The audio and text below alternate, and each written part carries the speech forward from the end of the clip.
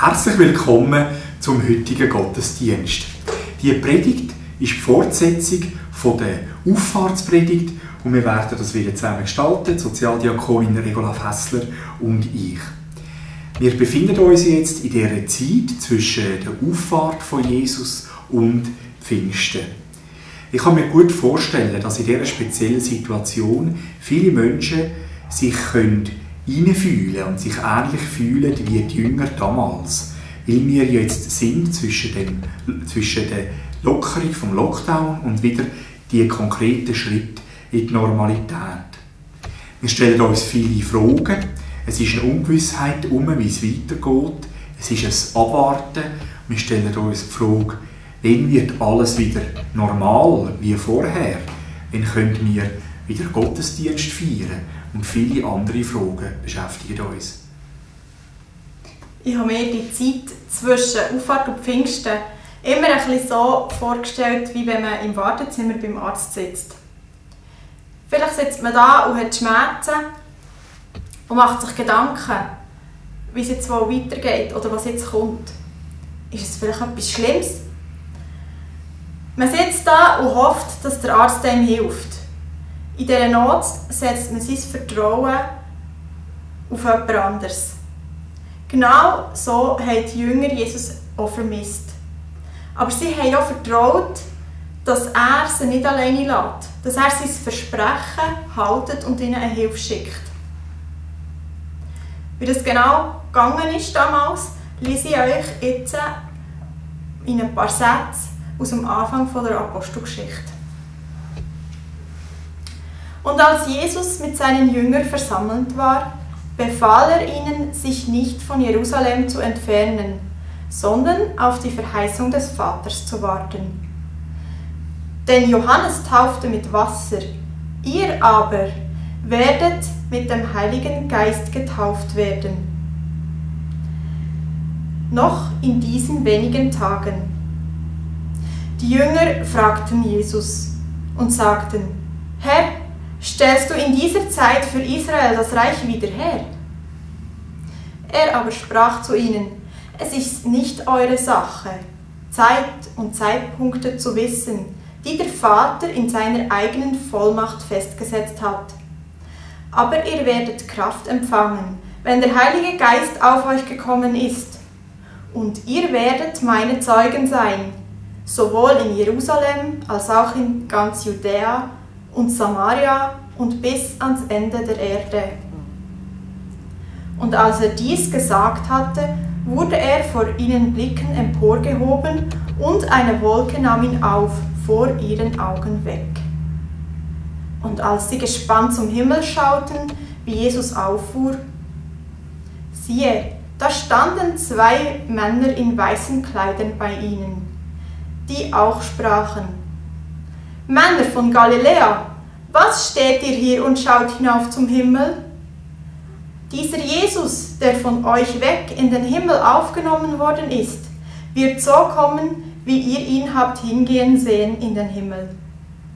Da kehrten die Jünger nach Jerusalem zurück, von dem Berg, welcher Ölberg heißt, der nahe bei Jerusalem ist, einen Kilometer entfernt, und als sie hineingekommen waren, stiegen sie hinauf in den Obersaal, wo sie sich aufzuhalten pflegten. Alle verharrten einmütig im Gebet. Zwischen der Auffahrt und der Auferstehung war Jesus noch 40 Tage lang mit seinen Jüngern unterwegs gewesen. Bei verschiedensten Begegnungen hat er mit ihnen geredet, hat mit ihnen gegessen, war mit ihnen unterwegs gewesen. In der vergangenen Predigt haben wir über Zweifel geredet, die die Jünger hatten, trotzdem, dass sie Jesus als der Auferstehung miterleben konnten. Hier in diesem Text ist uns eine Frage überliefert, die den Jüngern ganz fest unter den Nägeln gebrannt hat. Sie haben Jesus gefragt: Herr, stellst du in dieser Zeit für Israel das Reich wieder her? Die Jünger haben nicht damit gerechnet, dass Jesus sie schon nach 40 Tagen wieder verlässt und endgültig von dieser Erde weggeht für die Zeit. Sie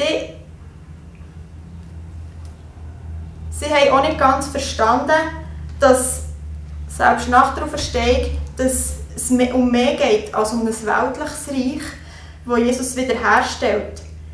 Es ist Jesus eigentlich viel mehr um ein viel grösseres Reich gegangen, um ein geistliches Reich, wo jeder dazu gehören darf. Weltweit. Alle sind dort willkommen, die an Jesus glauben und ihm vertrauen. Die Jünger stellen Jesus eine Frage, aber Jesus beantwortet die Frage der Jünger nicht direkt, sondern er verweist sie auf den Glauben an Gott, dass Gott Zeiten und Zeitpunkte kennt und dass wir ihm wegen dem dürfen ganz vertrauen. Dass Jesus seine Jünger verlässt, trifft die Jünger ziemlich unerwartet. Sie starren auf in die Wolken und warten erst einmal ab. Erst durch die Begegnung mit diesen zwei Engeln, holt sie aus ihrer Unbeweglichkeit raus. Sie gehen dann nicht einfach heim zu ihrer Familie, sondern sie gehen in ihren gemeinsamen Gebetsraum und verharren dort im Gebet. Besonders jetzt können wir uns gut in die Situation der Jünger hineinfühlen. Seit Ende April hat in der Schweiz wieder schrittweise die Lockerung vom Lockdown angefangen, die Schritt zurück in die Normalität. Trotzdem sind viele Fragen noch offen. Wann können wir unsere Grosseltern wieder umarmen? Wann werde ich aus meiner Kurzarbeit rauskommen? Können wir unsere Sommerferien trotzdem noch im Ausland verbringen? Auch als Christen dürfen wir uns eingestehen, dass wir nicht auf jede Frage eine Antwort wissen. Das schützt uns auch davor, überheblich und sektiererisch zu werden. Wir dürfen Menschen mit ihren Fragen direkt an Jesus verweisen und auch an die Bibel verweisen. Jesus redet zu uns durch die Bibel und auch wenn er manchmal unsere Fragen nicht direkt beantwortet, so zeigt er uns trotzdem auf, dass er uns liebt. Weil seine Liebe ist grösser als unser Fassungsvermögen.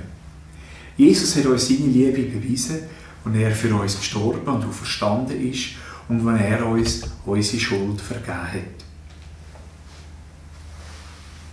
Ich kann mich extrem gut in die Situation der Jünger hineinfühlen. Ich wäre auch genauso perplex dort gestanden und hätte nicht gewusst, wie weiter. Mir ist beim Lesen von diesem Bibeltext noch etwas aufgefallen, das tröstlich ist.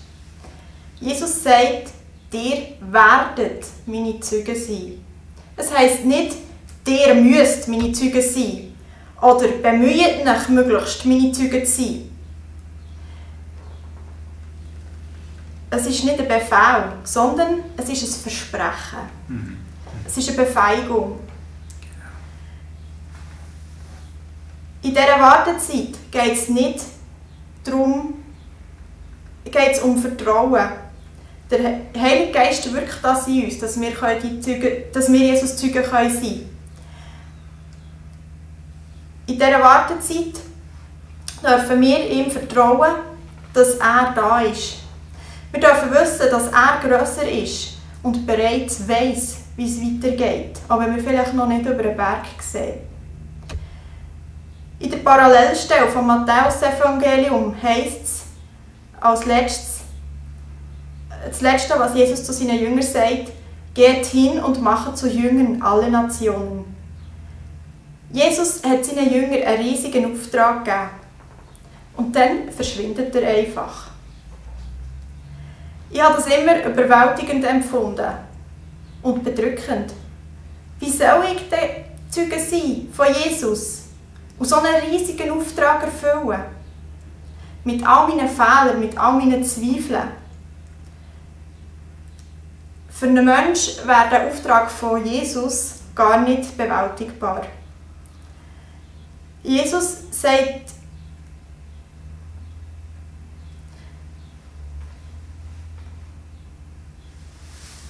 danke. Jesus sagt hier zu seinen Jüngern und auch zu uns, ihr werdet meine Zeugen sein. Damit gibt uns Jesus auch das Versprechen, dass er uns die Kraft schenkt, die über unsere menschliche Kraft und Möglichkeit weit rausgeht. Weil wir wissen jetzt, wie die Geschichte weitergegangen ist ab Pfingsten, dass die Kraft vom Heiligen Geist auf die Jünger gekommen ist und ihnen den Mut gegeben hat, Jesus zu predigen vor mehreren tausend Leuten. Und sie haben plötzlich ihre Angst und ihre Zweifel verloren und haben erkannt, dass Gottes Plan viel grösser und umfangreicher ist, als sie das zuerst gedacht und vermutet hätten. Das heisst, der Glaube an Jesus kommt nicht aus uns heraus, nicht aus unserer eigenen Kraft, sondern Gott selber schenkt uns das. Es blendet einfach so. Wir dürfen zu Jesus kommen mit all unseren Fehlern, mit all unseren Zweifeln und dürfen vor ihn kommen und ihm das einfach geben und sagen, Herr, ich möchte die Zeuge sein, ich will, aber nur aus deiner Kraft schaffe ich das. Bitte schenk mir, dass ich die Zeuge sein kann, dass ich den Mut haben kann. So wie es in unserer Jahreslosung heisst, ich glaube, hilf meinem Unglauben. Wir dürfen darauf vertrauen, dass Gott selber uns den Glauben schenkt. Wir sind Zeugen vom ersten Moment an. Wir müssen nicht ein super Christ sein. Vom ersten Moment weg, wo wir uns entscheiden, Jesus nachzufolgen, zu ihm zu gehören, sind wir Zeugen. Ich weiss, dass Jesus mich liebt und darum kann ich die Botschaft weitergeben mit seiner Kraft. Der Glaube an Jesus kommt nicht aus uns selber, sondern ist ein Geschenk vom Heiligen Geist. Wir wären überfordert, wenn wir aus unserer eigenen Kraft immer positiv denken müssten. Wir lesen am Schluss von dieser Geschichte eine kurze Notiz, was aber in sich hat.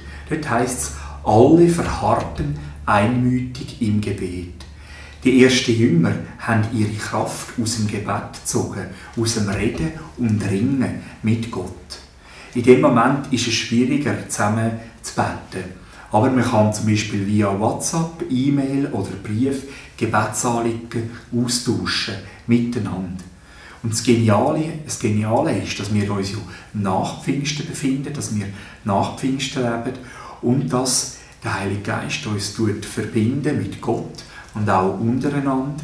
Und gerade jetzt ist das wichtig in dieser Zeit, wo wir uns nicht persönlich treffen oder nur eingeschränkt. Also das gemeinsame Gebet ist also weiterhin möglich, auch wenn vielleicht mit ein bisschen anderen technischen Hilfsmitteln. Jesus verspricht uns, aber ihr werdet Kraft empfangen, wenn der Heilige Geist auf euch gekommen ist. Und ihr werdet meine Zeugen sein. Amen. Amen. Gemeinsam werden wir jetzt auch das umsetzen und miteinander beten. Jesus, wir wollen deine Zeugen sein, aber aus eigener Kraft würden wir das niemals schaffen. Darum bitten wir dich, erfülle uns mit dem Heiligen Geist. Wir bitten dich für diejenigen, die entmutigt sind und einsam. Lass sie erleben, dass sie durch den Heiligen Geist mit dir und mit allen anderen Christen verbunden sind. Wir bitten dich für alle, die jetzt in dieser Corona-Zeit Unsicherheit müssen erleben und in Not geraten sind. Zum Beispiel durch Kurzarbeit und Kündigungen oder dass sie sonst in finanzielle Not geraten sind. Bitte schenk du ihnen einen starken Glauben und trag durch die schwierige Zeit. Wer jetzt im stillen Gebet gerade besonders für jemanden möchte bitten, der ihm in den Sinn kommt, kann gerne auch schnell auf den Pausenknopf drücken. Wir fahren weiter mit dem gemeinsamen Gebet vom Unser Vater. Unser Vater im Himmel, geheiligt werde dein Name, dein Reich komme, dein Wille geschehe, wie im Himmel, so auf Erden. Unser tägliches Brot gib uns heute und vergib uns unsere Schuld, wie auch wir vergeben unseren Schuldigen. und führe uns nicht in Versuchung, sondern erlöse uns von dem Bösen. Denn dein ist das Reich und die Kraft und die Herrlichkeit in Ewigkeit. Amen. An dieser Stelle kann ich auch noch ein paar Informationen weitergeben.